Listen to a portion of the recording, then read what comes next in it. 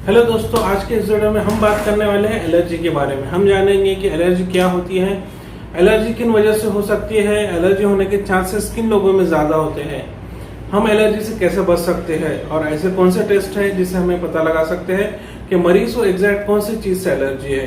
और आखिर में हम ये भी जानेंगे कि एलर्जी का होम्योपैथिक इलाज। तो चलिए शुरू करते हैं। एलर्जी बहुत आम बीमारी है। किसी को खाने की चीज़ों से, किसी को पालतू जानवरों से या किसी को कुछ खास खुशबू से एलर्जी हो सकती है। एलर्जी के मरीजों में बहुत अलग अलग सिम्टम्स दिखाई देते हैं। एक मरीज जब भी दूध या दूध से बना कुछ खा लेता है तो उसके जिस्म में खुजली होने लगती है। वहीं दूसरा मरीज जब कभी तरबूज खाता है तो उसके पूरे शरीर में पित्ती आ जाती है या फिर उल्टियाँ होने लगती हैं।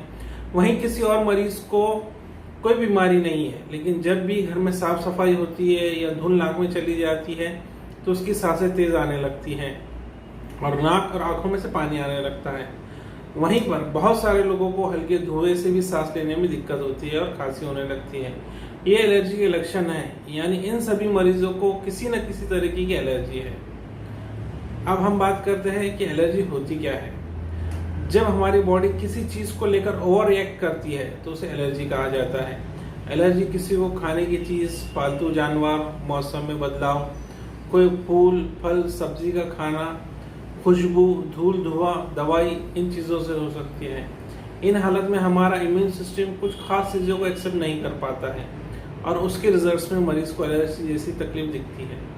एलर्जी होने पर मरीज के जिस्म पे लाल चट्टे आना, यानी पित्ती का आना, नाक और आंखों में से पानी बहना, मतली होना या उल्टी होना, ऐसी अलामतें दिखती हैं। ज़्यादातर करके एलर्जी खतरनाक नहीं होती है, लेकिन कभी कभार ये गंभीर स्वरूप ले सकती है। आइए अब जानते हैं कि एलर्जी किन किन वजहों से हो सकती है। सबसे पहले समझेंगे कि खाने की कौन सी चीज़ों से एलर्जी हो सकती है। कुछ लोगों को खाने की चीज़ें जैसे नींबू, दही, मूंगफली, दूध, अंडा, इन जैसी चीज़ों के खाने के बाद मरीज को एलर्जी दिखती है। इन चीज़ों से एलर्जी हो सकती है। उसे खाने के बाद मतली या जिस्म पे खुजली आने जैसी प्रॉब्लम हो सकती है। आमतौर पर ये रिएक्शन डेवलप होने के लिए 10 मिनट से लेकर आधे घंटे तक का टाइम लगता है। उसके बाद आती है धूल। धूल के कणों में छोटे छोटे माइक्रोब्स होते हैं जो हमारे आसपास की हवा में मौजूद रहते हैं। माइक्रोब्स ज़्यादा ह्यूमिडिटी या फिर ज़्यादा ठंडी जगह से में पनपते हैं। इसमें होने वाली एलर्जी में आमतौर पर छींके, आंख और नाक से पानी बहना जैसे सिम्टम्स दिखाई देते हैं। बहुत सारे लोगों को हेयर डाई, जो बालों को कलर करने के लिए हेयर डाई यूज़ करते हैं, उसकी भी एलर्जी होती है। इसके बाद बहुत सारे मरीजों में मौसम, कई लोगों को किसी खास मौसम से भी एलर्जी होती है। जब मौसम बदलने लगता है तो इन लोगों को गले में खराश, बुखार, नाक बहना, आंखों में जलन जैसी प्रॉब्लम होती है। ऐसे में कोशिश करें कि ज़्यादा से ज़्यादा देर तक घर से बाहर ना रहे, यानी एकदम ठंडे से गर्म में, गर्म से ठंडे में जाने से बचे। उसके बाद है पॉलन। पॉलन यानी फूलों के परागकण से भी लोगों को एलर्जी होती है। पेड़, पौधे, घास फूस के संपर्क में आने पर बारीक बारीक कण नाक, गले में चले जाते हैं और दिक्कत की वजह बनते हैं। जैसे मौसम में पॉलन आता है उस दौरान घर से बाहर कब निकले, घर की खिड़कियां बंद रखें, ऐसे एसी या पंखे में रहे, कूलर का इस्तेमाल ना करें, घर में एयर प्यूरिफायर लगवाएं। घर से बाहर निकलने का हो तो आंखों पर चश्मा और नाक पे मास्क लगाकर जरूर निकलें। उसके बाद आता है मेटल। कई लोगों को मेटल, जैसे कि लेडीज में आमतौर पर गोल्ड या सिल्वर ऑक्सीडाइज से बनी हुई ज्वेलरी से एलर्जी होती है। कुछ को लेदर या सिंथेटिक कपड़ों से भी हो सकती है। इन चीज़ों का जिस्म में कॉन्टैक्ट आने के बाद एलर्जी जैसे सिम्टम्स दिखाई देते हैं। बहुत सारे पेशेंटों में दवाइयों से, कुछ स्पेसिफिक मेडिसिन से भी एलर्जी हो सकती है। उसके बाद बहुत सारे लोगों में रबड़ से बनी हुई कुछ चीज़ें जैसे ग्लोव्स, कॉन्डम या मेडिकल इक्विपमेंट से भी एलर्जी होती है। उसके बाद बहुत सारे मरीजों में खुशबू, कई लोगों को के लिए एलर्जी की वजह बन सकती है।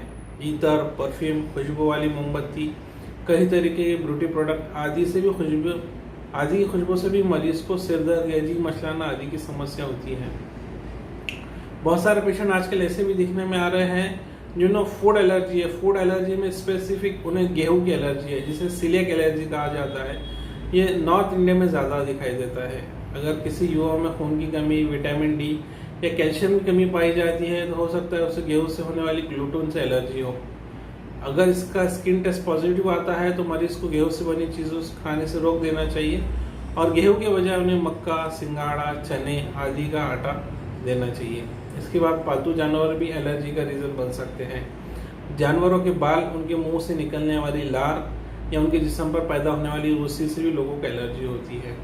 बहुत बार हमारे घर के आसपास मौजूद घास या गार्डन में की घास, पेड़, फूल भी एलर्जी की वजह बनते हैं। इनके संपर्क में आने पर खुजली, आंखों में जलन, लगातार छींके और खुजली की समस्या हो जाती है।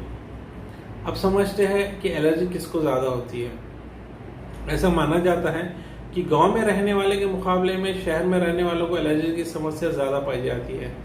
जिन बच्चों को ज़्यादा साफ सफाई के साथ पाला जाता है उनमें ये भी एक समस्या ज़्यादा दिखती है कि उनका शरीर इम्यून सिस्टम ज़्यादा डेवलप नहीं कर पाता। बच्चों में एलर्जी होने की आशंका बड़ों से कहीं ज़्यादा होती है। बच्चा अगर बहुत ज़्यादा थकान का शिकार होता हो, उसे सर्दी जुकाम बना रहता हो, नाक में खुजली होती हो, तो उसे एलर्जी हो सकती है। सावधानी के लिए जिन चीज़ों में से हम बच्चों को परहेज करा रहे हैं, वही परहेज उन्हें कहीं बीमार तो नहीं कर रहा है। हमें हाइजीन के नाम पर बच्चों को धूल, मिट्टी, बारिश में खेलने से रोकते हैं। इस चीज़ को हाइजीन हाइपोथेसिस कहते हैं। इसी तरीके से बुजुर्गों में भी एलर्जी की समस्या काफ़ी कॉमन है, क्योंकि उनका इम्यून सिस्टम भी कमज़ोर हो जाता है। बदलते मौसम में उनकी खास ख्याल रखना चाहिए। कई बार एलर्जी ख़ानदानी भी होती है। पेरेंट्स को अगर धूल या किसी और चीज़ से एलर्जी है तो बच्चों में एलर्जी के चांसेस बढ़ जाते हैं। हालांकि ये ज़रूरी नहीं कि दोनों को एलर्जी का स्वरूप एक जैसा ही हो। माँ को अगर धूल से एलर्जी की वजह से स्किन में रैशेस पड़ते हैं तो बच्चों में खुशबू की एलर्जी हो सकती है, जिसकी वजह से उन्हें छींकें आ सकती है। अब जानते हैं कि एलर्जी को कैसे कंफर्म किया जाए, कैसे पहचाना जाए कि आपको किस चीज़ की एलर्जी है। इसके लिए 2 टेस्ट हैं। पहला टेस्ट है स्किन पैच टेस्ट, जिसमें जिस भी चीज़ की एलर्जी का शक है, मरीज को जिस चीज़ की भी एलर्जी का शक है, उसका कॉन्सेंट्रेशन स्किन पर पैच के जरिए लगाया जाता है और एलर्जी के सिम्टम्स दिखाई देने पर कंफर्म किया जाता है कि मरीज को उस चीज़ की एलर्जी है। दूसरा, ब्लड में टोटल आईजीई और स्पेसिफिक आईजीई नाम के 2 टेस्ट होते हैं, जो स्पेसिफिक सब्सटेंस यानी एक खास चीज़ की एलर्जी को कंफर्म कर सकते हैं कि पेशेंट को उसी चीज़ की एलर्जी है। ये ब्लड टेस्ट में आसानी से हो जाता है। इसके बाद हम जानते हैं कि एलर्जी का होम्योपैथिक इलाज। होम्योपैथिक में दवाएं बीमारी के लक्षणों के आधार पर दी जाती है। होम्योपैथिक में सभी तरह की एलर्जी का इलाज मुमकिन है। होम्योपैथिक में बीमारी पूरी तरीके से ठीक हो जाती है। खुद इलाज करने के बजाय किसी क्वालिफाइड होम्योपैथिक डॉक्टर की सलाह लेना चाहिए।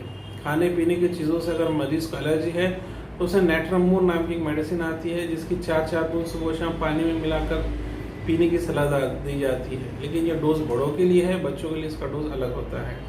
वहीं एस्पिरिन नामक जो दवा है, अगर इससे कोई मरीज को एलर्जी है तो उसको कार्बोवेज नाम की होम्योपैथिक मेडिसिन बहुत काम करती है।